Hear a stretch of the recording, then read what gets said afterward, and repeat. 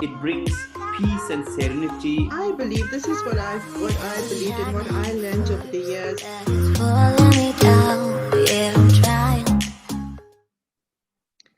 Hello, everyone, and welcome to another session. This is the 9th session of the 10 Relationship Sparks. And today we speak all about forgiveness. Now, the need to forgive your partner means that you've either been hurt, you've been judged, you've been criticized, you've been blamed, you've been bullied, you've been betrayed, or you've been unloved. But which part of you would actually benefit from this act of acceptance and forgiveness? Now, this question, when we need to forgive, we need to also question what part of us was hurt that we need to actually make sure we forgive. So today I have a very special guest, and he's all the way from South Africa, and he lived in India for many, many years. I think Angajanbai was actually born in India. And I always called him my gurus from the time I met him, because I was very drawn to the practical life lessons and the style of delivery that Angajanbai exhibited. And I just resonated with whatever he had to say. And what I loved best was the humor in spirituality. And I loved that. So I'm humbled. Wonderful human being, wonderful, funny Vedanta teachings, Angajan MK. Now I call him Angajanbai, and because I look at you as my brother. So Angajanbai, welcome to the 10 Relationship Sparks. I'm so blessed to have you here, and I can't wait to get started with what you have to say about forgiveness. Thank you. Thank you very much for inviting me, Nirasha. It's an absolute pleasure, and thanks for having me. Forgiveness is a very fundamental trait that every human being, specifically in our relationship, we need to inculcate in us. As they say, when you forgive, we are not really doing the other person a favor as much as you're doing a favor to yourself. Yes. Because by doing so, first of all, it brings peace and serenity within yourself. And secondly, it enhances happiness, joy in the relationship. That's what everybody wants. Yes, absolutely. One of the most powerful relationship that every one of us enjoy is our family relationship or marital relationship. And that is where we can derive so much of solace, comfort, happiness, provided we make it work. Angajanbai, you talk about making things work. Now I believe this is what I believed and what I learned over the years. When in my beautiful relationship with Anesh, our fights and our arguments escalated at times. We married for 25 years. It hasn't been a bed of roses like all marriages. But I realized after reflecting and really thinking about life now, because I'm so-called supposed to be wiser as I grow older, I realized that the reason why we had these arguments and these fights, it was because our egos were actually getting hurt. And our egos were the ones that would not budge unless we get an apology from the other. Right. Now, I realized that this is the process where our egos were hurt and we needed the other person to say, I'm sorry. And then that was more like your acceptance. What are your thoughts on forgiveness when it comes to having a relationship, the happy ever after and the happy forever.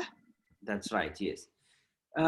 In a relationship, especially in a marital relationship, having an argument, even bordering on fight, is not wrong, it's not bad at all right? You must remember, so long as two people are living together, there will be difference of opinion. Difference of opinion only means that one of them are thinking, isn't it? If two people are living together, if both of them agree, if both of them disagree all the time, all right, there's a challenge, Yeah. isn't it? And if both of them agree all the time, then also there is a challenge, isn't it? If both of them agree all the time, then one is useless. Yeah. One is not thinking. If both of them disagree all the time, then both are useless. Right? So there has to be difference of opinion. But the problem is where the ego comes up is when our focus of attention is who is right rather than what is right. So when our focus shifts from what is right to who's right, that creates conflict, bitterness leading into fight. And every time we fight, there is a deterioration in our mutual energy. All right. Can you explain about that energy a little bit? Yes. Now, what happens is that let's say a couple fight. Generally, this is what happens. They fight, they have a bitter argument, ego comes in, they focus upon who's right rather than what is right. And usually what happens is they don't talk to each other for 24 hours, for 5 days, 7 days, 2 weeks, etc. That is where the negative energy comes in. All right. So, and when you don't talk to each other for the longer the lifespan, the more dangerous it is for marriage. Because during that period of not talking to each other, the couple are mutually investing negative energy in their relationship. Yeah. They are thinking negatively about their spouse all the time. So they keep feeding negative energy. And then after probably 3 days or 5 days or 1 week or whatever, something that happened, they start talking to each other and they come to normalcy. And again, they have a fight and they don't talk to each other for another lifespan. This is the scenario. So if you actually weigh the balance between the time that they're happy vis-a-vis the time they're unhappy, invariably the time they're unhappy outweighs the time that they're happy. Yeah. That deteriorates the relationship. And Now, yeah. So yes. what happens is, so ideally what should happen is that, as I mentioned, there will be difference of opinion. So this difference of opinion or the bitterness should not last more than 24 hours. So we should take caution that when and if we slip into an argument, never ever sleep with that bitterness. Yeah. Before we close our eyes to sleep in the night, we must make it up. Yeah. Right? This is where the control of ego comes in a relationship. All right. So whoever has a better control or mastery over the ego comes forward and maybe an apology. Now, what does apology mean? The implication behind the apology is that I value my relationship with you more than my ego. Yeah. All right. So if the husband is more in control of the ego, he might go up to the wife and say, "Look, I'm sorry," or the wife would do the other way. Now, what Otherwise, he happens doesn't is get dinner. we might get dinner, right? Right. Now, the problem is that many couples do not know how to say sorry. The sorry doesn't have to be very verbal. I am sorry. That 3 words doesn't have to come. our body language, our tone, our sentiment, our vibes that we exhibit conveys the meaning of sorry. Mm-hmm. So that is what they need to do. Why do you think people nowadays find it really hard apologizing and saying those three words or even showing that they are sorry? Two things come. See, there are two deadly demons playing within every single one of us. All right. And if we are able to take control of those two, our family life, our relationship can be heavenly. In fact, ideally, our spouse should be our best friend. Absolutely. In fact, one of my audiobook titled is How to Make Your Wife, Your Spouse, Your Best Friend. How to make your spouse your best friend, in which there is a number of principles that is discussed. So if we are able to make our spouse our best friend in our family life, we are living in heaven, especially in this lockdown period. Do you know, Angujan Bhai, that during this lockdown period, the number of divorces filed has actually gotten increased to such a large number Can you because people imagine? are being challenged with being together with their spouse for 24/7, and many people are struggling with that. I'm a family man. I've got a daughter, and then, in fact, our happiness. I mean, we do things together. We jog around the house. I mean, we discovered many things that we thought we couldn't do. Yeah. So there is a lot of things to thank the lockdown. Of course, Corona is a huge issue, but the point is that we have to make our partner, our spouse, our best friend. And there are ways of doing it. So the two demons that are playing within the mind of every one of us are, number one, selfishness. The other one is ego. These are the two factors that is destroying our relationship. All right. Now, what happens is that why we are not able to say to express the word of apology is, number one, both ego and selfishness plays, but primarily ego, because I want to have the last word against my wife or against my husband. Mm-hmm. That is the challenge. So I therefore, we got to learn to take control of our ego and selfish. That's the ultimate solution.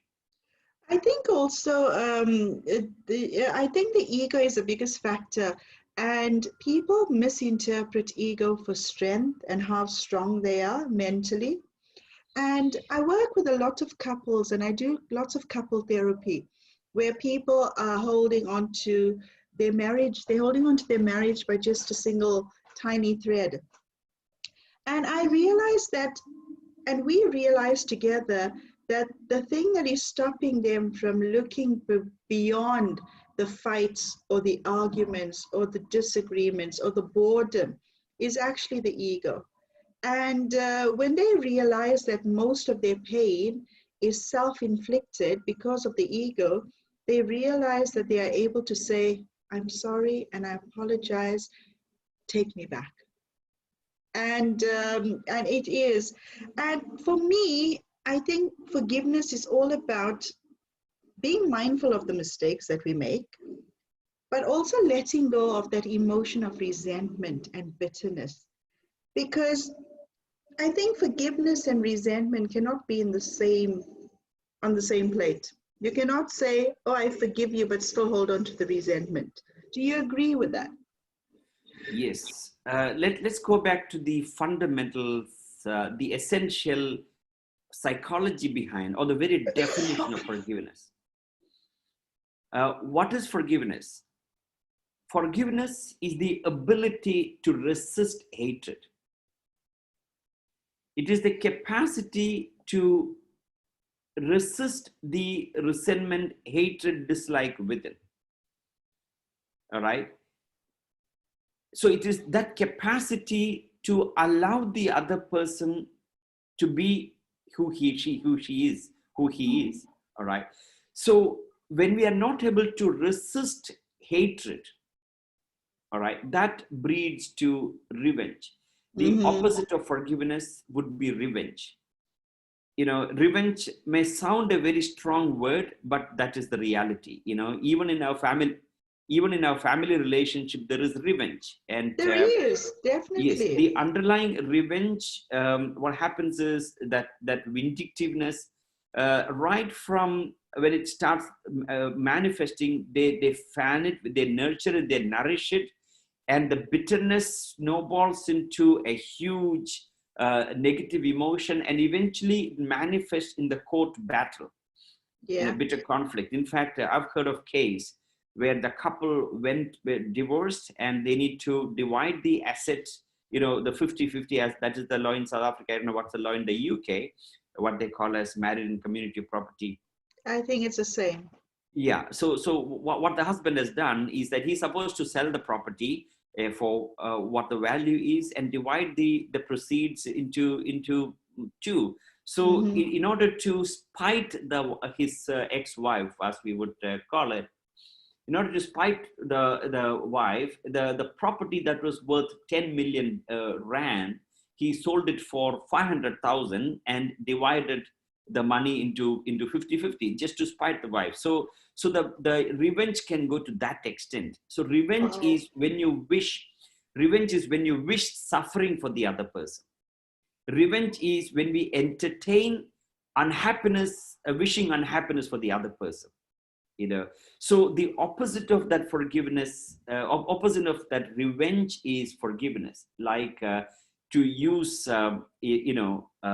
what Jesus Christ said, you know Father, forgive them, they know not what they do.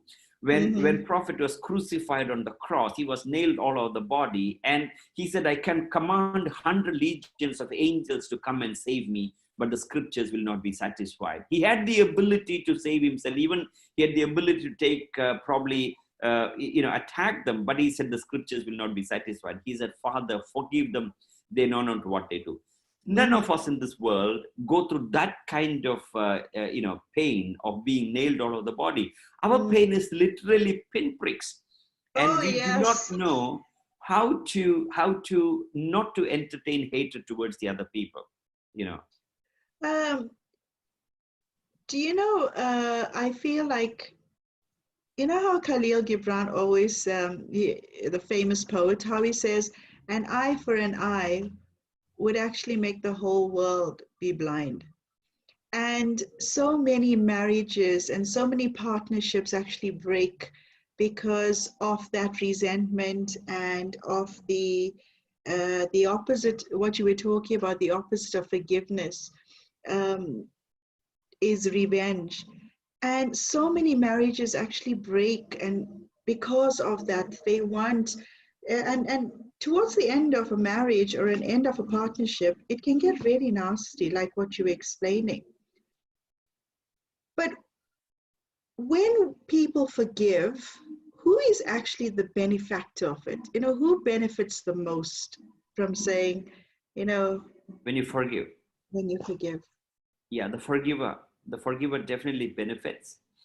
The benefit is for the forgiver, because the first of all, he or she experiences serenity, you know the peace.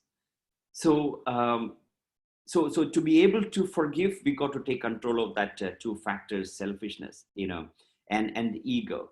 Now, the problems that humanity is going through in terms of the marital relationship is much deeper than what you and me think it is, Mm-hmm. what we are experiencing. Fundamentally, the young couple who's entering into the institution of marriage, all right, they're not really taught as to what is marriage, what is the purpose of marriage, what exactly is the role of you as a husband or a wife in the marriage. None of them have a clue as to why they are entering in the institution of marriage.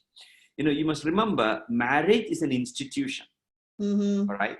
Like in the Indian tradition, the human life is divided into four sections: brahmacharya, that is the life of a bachelor, the celibate. And then Mm-hmm. the next stage is grahastha, that is the life of a householder getting married. And then vanaprastha, which is a recluse, which we call semi-retirement.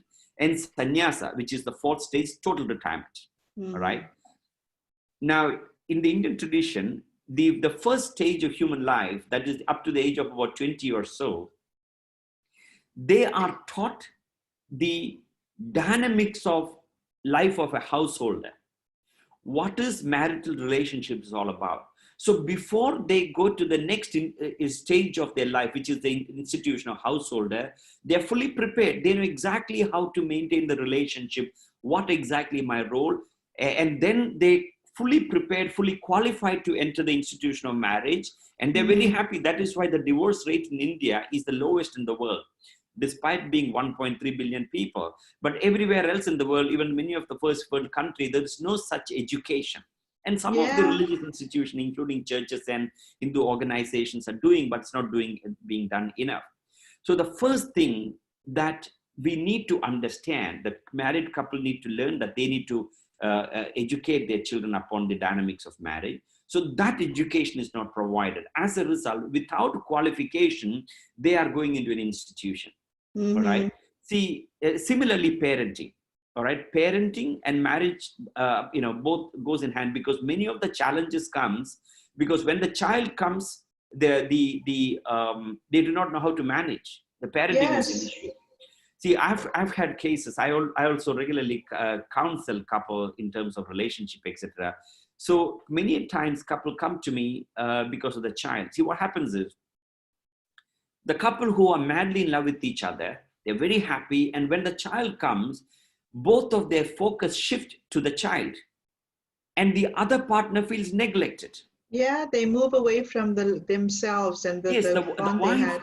ignore the husband, and the focus is the attention Mm. centered around the house, and the husband feels ignored, and sometimes it can happen the other way also.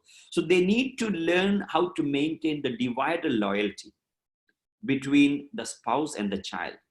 And the very same divided loyalty has to be maintained between the spouse and the parents. When a boy gets married, all right, his new lady, lady love comes home, and then his entire attention goes towards the girl, and the mother feels neglected, and she feels a jealousy, etc. And the problem comes there also. So there has to be, they need to learn the divided loyalty in a relationship, that is between the spouse and children, between the parents and the spouse. Now, these are the principles that are taught. In fact, the Life Mastery Foundation is launching on a pre-marital preparation course. Yeah. I mean, the content has always been there right through, and people come to me for pre-marital. There's a course that I offer, pre-marital preparation. So every now and then we have young, marrying couple, they are prospective couple coming to us in terms of teaching them to go through the science of life. So. So we are launching that course in probably next week or two in South Africa. So Oh, it'll that be will be a very advertised in busy media, etc., course. social media, that's possible. So we're trying to make the difference in that respect, in terms of teaching them what is marriage, or what is the role of marriage. And what is and that is absolutely important, because if you want to do well in something, you practice, and you understand first, and then you practice. And the more you practice, you realize and you find out so many things about yourself. And if you do not, I also believe that if you do not have self-love, and if you cannot be loving and forgiving to yourself, being forgiving to other people can be really a big challenge, especially to your partner. Now, when couples hold on to anger, that love between them just diminishes. And when they're able to accept and forgive, then both the partners actually then blossom and they start to grow again. And I know you explained that really well. What happens? I can't believe time is going so quickly. What are some of your basic tips, some practical tips that couples, whether they are in a marriage or whether they are just living together, what are some of the practical tips can you give uh, to partners where they can use it as a platform to develop forgiveness? All right. You know, there are three practices that I would usually suggest to people, what I would call as the 3 A practices. All right. Now let's go one step behind. There are, marriage is there are three elements, or the three dimensions of marital relationship. All right. Mm-hmm. The three dimensions are trust, respect, and love. Mm-hmm. The problem is that many couple think that relationship is all about love. All right. So when they focus only upon love, the love eventually develops into a form of infatuation. So when couple call, I'm in love with this, when a young girl calls, I'm in love with this boy, or a boy calls, I'm in love with this girl, or whoever it is far from love. It is nothing but infatuation. So what is infatuation? Infatuation is love polluted with selfishness. Is infatuation. I love you because I need you. That is infatuation. Whereas I true love love you. says, I need you because I love you. So when love polluted with selfishness, that leads to infatuation, attachment. And remember, mark my words, a relationship based on infatuation cannot last. Sooner or later, it will collapse. Or if it all doesn't collapse, there will be constant bickering and unhappiness. Mm. All And right. then the So children are affected. exactly. Therefore, we need to eliminate selfishness. There has to be unselfishness in the relationship. All right. So to prevent that, we must bring in the other two elements, respect and trust. So when there is a confluence of trust, respect, and love, it is called reverence. All right. Now, traditionally, if you see, no matter which culture you go to, traditionally, relationship was based not just on love, it was based on reverence. The Mm-hmm. husband felt, a husband revered his wife, and vice versa. Wife revered the Mm. husband. In that mutual reverence, relationship blossomed. Yeah. But today, couple says, I love him or love her. There's no reverence there. Why? Because the element of respect and trust is reduced. Love without respect is infatuation. Mm-hmm. That is when you take your spouse for granted, And and when then you they find the relationship deteriorating. and So when in you order to, in order to mitigate that challenge, is what I'm suggesting, the 3A practice. All right, the 3A practice are very that simple. sounds A lot of interesting. us, we are already doing it. They are affection, attention, and appreciation. Affection, attention, appreciation. Right. I can see that Affect, working. yeah, affection, everybody does. All right, everybody. Uh, I mean, they do it, but they need to go deeper. They need to really feel that energy inside. We all buy. Sorry, you want to say something? No, I'm just talking about affection. Nowadays, affection can be quite superficial too. That And is where the there's problem. always a selfish, it comes in with the selfishness again. You're Absolutely. affectionate because you want something. Right. So the affection that I'm talking about is not the superficial. It's simply, for the birthday or for the anniversary, they're buying the gifts, and the day they met, they buy the gift and those kind of things. Yes, nothing wrong Valentine's with that. All Day. that, Valentine's Day. Valentine's Day, all that can be cherry on the top, but that is not the substance of affection. All right. Mm-hmm. Affection is, you got to ask yourself that $1 billion question. Why do I love her? Or why am I loving him? All right. The answer to that question is because she's giving me something or he's giving me something. If the answer is that, then it is not affection, it is a selfish Mm. relationship. All right. Affection means I love him because I love him who he is or what she is, without any strings attached, as I call No unconditional.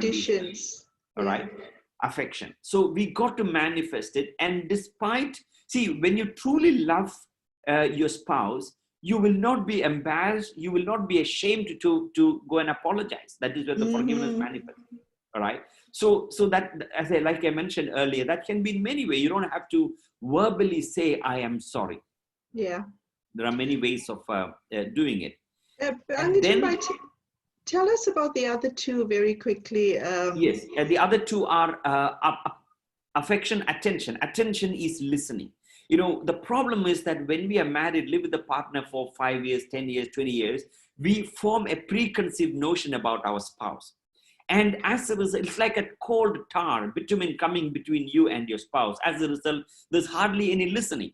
So Mm. when your spouse listens, speaks rather, you got to set aside your preconceived notion. All right.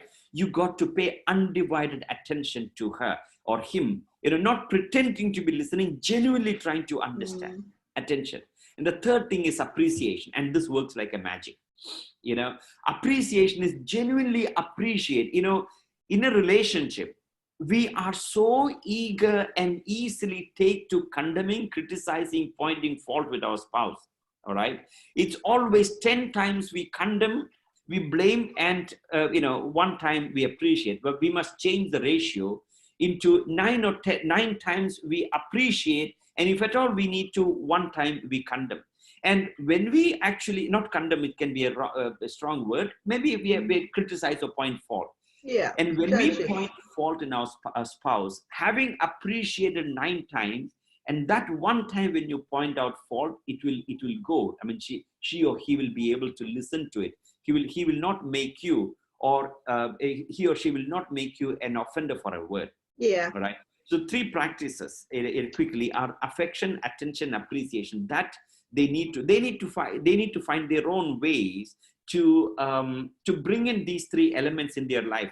And this is not something when you have a fight you start practice 3 A's. We have to make that in our daily practice every day in our relationship. When you spoke about attention and listening, to listen and not to respond, something came up in my mind. I notice that many couples, when they think that they are listening, they actually, assuming before they actually listen. So they know that when their wives or when their husbands start or partners start to talk in a certain way, they start to assume. And when we They're start, actually preparing to answer. yeah, When the spouse is when the wife is speaking, the husband is sitting and thinking, okay, what's going, he might be pretending to be listening, but in the mind what's happening is he's actually planning and scheming and calculating as to what kind of response I can give. As a result, there is no listening. Sometimes listening can be no response. You simply uh, allow her or listen. him to speak. Mm. And That's with what they want. no need to give advice. Sometimes Not I at all. know I love just talking where Anesh helped me a lot over this last year, especially after I lost my brother. But I also had to tell him that Anesh, I just want to talk and I don't want you to respond, because when it comes to death and loss of a loved one, uh, there's certain words you don't want to listen at that time, especially if you're emotional. So Right. I would always tell Anesh, you know what, I want to talk to you now, but could you just listen? I don't want any response. I just want you to listen. And it does make a big difference. And it's okay for partners to actually tell this, the other person, I need to talk, but I just want you to listen. And that gives the other person permission to, you know what, I'm not going to look for a response because I don't need to worry about responding. Now I'm actually going to listen. Absolutely. Yeah. And what happens is that how are we with time? We have about just 5 minutes to close up. All right. Okay. Yeah. What I was going to say is that, like you said, is just allowing the other person eases his or her mindset. It gives the person so much of internal joy, because everybody like to speak. Nobody's trained to listen. That's why listening is a skill that nobody teaches. Even Yeah. we didn't teach our children how to listen. We taught them how to speak. So it's a very important skill that every couple need to inculcate in their life, so that the relationship can be better. We have public speaking academies. Now we have to have public listening academies, isn't it? Listening academies. There are many institutions in the world where they teach public speaking. Hardly any institution which teach public listening. And listening is not Absolutely. trained. We teach our children. When they are about 1.5 years, we teach them how to speak. And the happiest thing that every couple likes to hear is the baby calling them, ma'am, dad, etc., So they get excited, and the irony is that they teach them to speak, and when they start speaking, they They ask them to want them. shut up. Hmm? They want them They to teach keep them to quiet, walk, and when they start walking, they ask them to keep quiet. But so keep these are still. the fundamental things that the young couple, before they enter the institution of marriage, planning for family, etc., need to remember. No, that is absolutely important. It's weird that I usually see couples when they're close to breakup. I hardly ever see couples when they start a relationship. I think that is something that we can actually develop more of when people go into relationships, especially if they want a long lasting, happy, forever kind of relationship. Angajinba, I want to say a big, big thank you to you. Again, just listening to you, I feel blessed and I feel happy, and I can sense your energies and your knowledge. And I know your followers love that energy from you. And I want to just remind everybody, you can catch Angajin MK on Facebook, and you can go through all of his accolades and see exactly what he does and the type of workshops and trainings. He works with big businesses, companies, he works on a personal level, one-to-one, and he is actually based in Durban, in South Africa, and he works globally, changing people, the way they think, changing their mindsets. And I'm so blessed because the first time I sat in one of your training sessions, I felt that was just the spark of when I started my transformation. And I'm ever so blessed to have sat in Thank those you. Thank you, meetings. Nirasha. And please subscribe to my YouTube channel. We post at least about 2 videos per week. So it's all free of cost. It'll be very, very valuable. So your followers can subscribe to my YouTube channel and, take advantage of the Absolutely. videos. Absolutely.